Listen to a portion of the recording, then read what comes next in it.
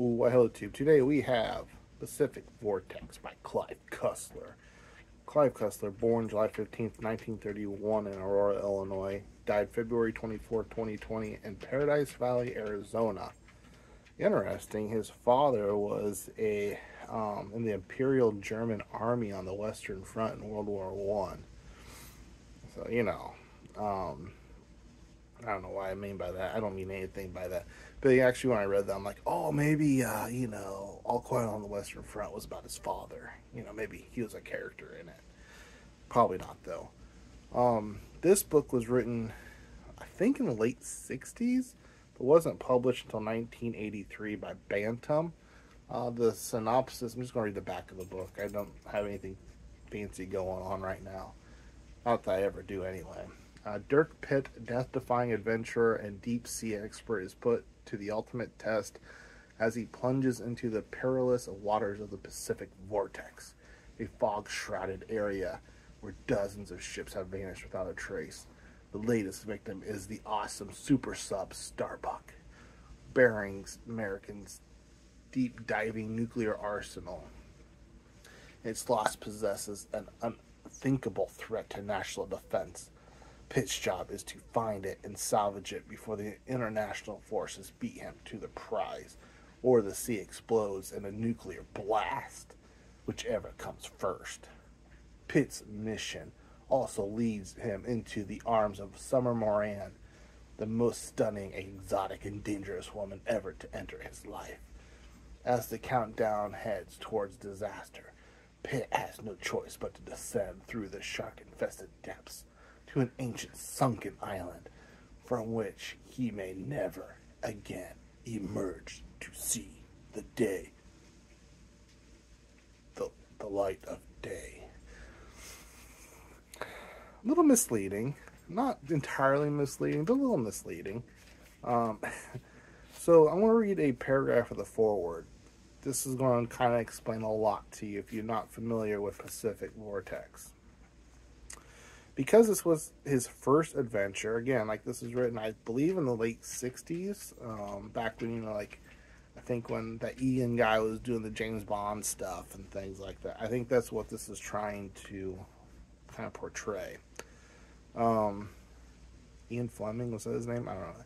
Because this was his first adventure, and because it does not weave the intricate plots, I have a hard... Anyway, we're going to leave that blurb behind. Of his later exploits, I was reluctant to submit it for publishing, but at the urging of my friends, family, fans, and readers, Pitt's introduction, sorry, I'm getting the hiccups, is now in your hands. So basically what this means, this book sucks, and don't blame me, blame everyone else around me that told me it was a good idea to publish this. Now I have no... Clive Cussler is a very popular writer. A lot of people are into the thriller, espionage stuff.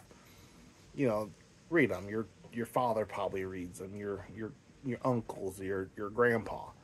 They probably reading Clive Cussler and Tom Clancy and whatever else.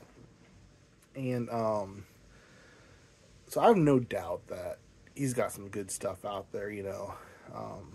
And also another thing, he seems to be kind of, or was, or whatever, I don't know what tense I should be using, kind of with the James Patterson, Tom Clancy route, where there's a lot of people writing books with his name on them as the Clive Cussler, and little tiny writing, really by, So I don't know if he sold his rights and stuff to some publisher somewhere, or if he had, or his family or whatever has an empire going on. No idea really behind that. I didn't really care to research that any further.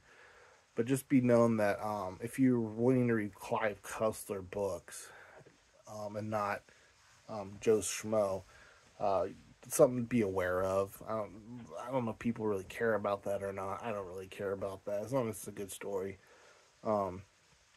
So this one was ridiculous. We're just going possible spoiler alerts if you're, if you haven't read this and you're a huge Clive Cussler fan and you're just trying to find whether or not you're either going to read it or you're not. If you're a Clive Cussler fan or whatever, a non-Clive Cussler fan ain't going to pick this up. Um, the Summer Moran, she's in it for like 3 pages total, probably, if that. Like, um, she's in it at the beginning as kind of a, a decoy, I guess you could say, and then she gets blown up at some point. I mean, she's. I don't know about the. I think it was Summer that did, either that or Summer was. It's been a minute since I read this, so the details are kind of fuzzy because I was taking notes for Pacific Vortex. I think it was Summer that got blown up, or what? I don't remember she was the admiral's daughter. There's two ladies in it. One got blown up, and the other one's and the other but the so it's read a lot like a cheesy like 60s TV show. You have the underwater layer of the evil person, and the bad guys for some reason just wore loincloths, which I kind of disturbing. But whatever. But if you read the foreword, you're not going to go into this hoping for the next Charles Dickens or whatever. No. So for what it is, it was okay. I don't think that I want to stick with Dirk Pitt, but he has a series that sounds kind of like searching for treasure and like Indiana Jonesy sort of thing, but probably with lots of guns and explosions, I'm guessing. That might be right up my alley. I'm not big into nautical stuff to begin with, and I honestly I just gave this a try because a viewer mentioned, hey, you should give Clive Cussler a try, because I was talking about like the early John Lang stuff. I think it was during that time. So I'll read some some Clive Cussler before the end of the new year. I just picked wrong. That's all. No, it's not his fault. And I'm not saying that I'm not saying that Clive Cussler is terrible or that Dirk Pitt's terrible or anything like that. I have no doubt that if you're into the nautical stuff, that this would be right up your alley. Nautical thrillers. I don't know if nautical thrillers is even a thing, but thrillers but with a nautical theme. And just don't start with Pacific Vortex. Maybe leave it to the end if you just absolutely had to have one more Dirk Pitt story. But like I said, I can't think of the name of this excuse me, series where it's kind of Indiana Jones-ish. There's a whole bunch of those books.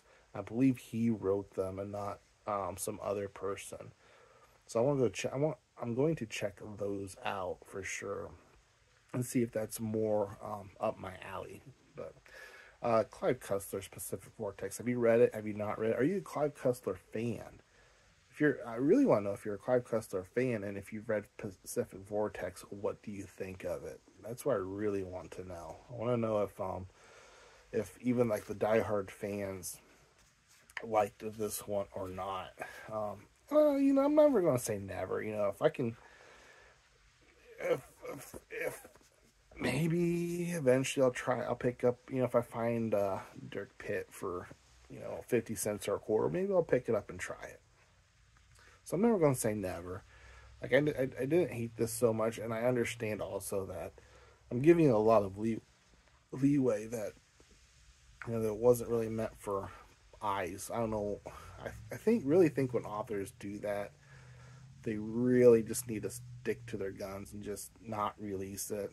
And I also really don't like it when Crichton's a good example of when estates publish things posthumously that were, like the author didn't. If the author wanted to release it, they would have released it while they were alive. There's some circumstances where Mickey Spillane, for example, wanted his stuff published. So Max Allan Collins has been publishing a lot of partial works or stuff that just is found through that. Like you'll be Mickey Spillane and Max Allen calling. You see a lot in the Western stuff, some on like the thriller stuff.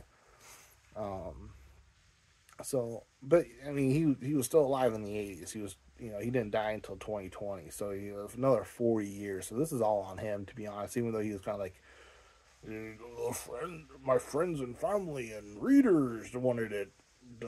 No, you bought a second vacation house somewhere with the proceeds. I am sure. I'm sure it wasn't. They weren't giving you um, pink bellies and stuff until you released it. So anyway, I'm rambling now. That's it for this one, peeps. Link down below if to bookshop.org, or if you use it to buy this book or any book, I get a small commission. You get an awesome book at no extra cost to yourself. If you like this sort of thing, consider hitting the thumbs up and or subscribe button. If you don't like this, don't hit the subscribe button or thumbs up button. And what else? Yeah, that's it. Cheers.